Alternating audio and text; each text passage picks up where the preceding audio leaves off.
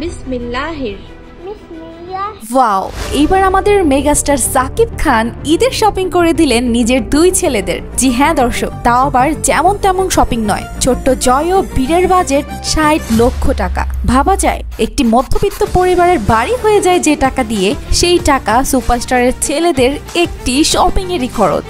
তবে জানা গেছে জয় ও বীরকে সমান বোনাস দেয়ায় খুশি হতে পারেনি সাকিব খানের প্রথম স্ত্রী অপু বিশ্বাস।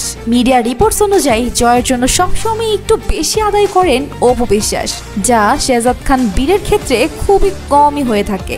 উদাহরণস্বরূপ জয় ও অপু বিশ্বাসকে নিয়ে আমেরিকা ভ্রমণ করলেও এখন পর্যন্ত বীরকে নিয়ে কোনো দেশে যেতে দেখা যায়নি মেগাস্টারকে। তাই অনেকেই বলছে অপু বিশ্বাসের জন্যই চান্স পায় না অভিনেত্রী শবনম বুবলী ও বীর। তো দর্শক, দুই সতীনের চুলাচুলি তো সারাক্ষণই চলবে। তবে আপনাদের কাছে কে সেরা, বীর ও বুবলী নাকি অপু বিশ্বাস ও জয়? অবশ্যই কমেন্টে জানাবেন।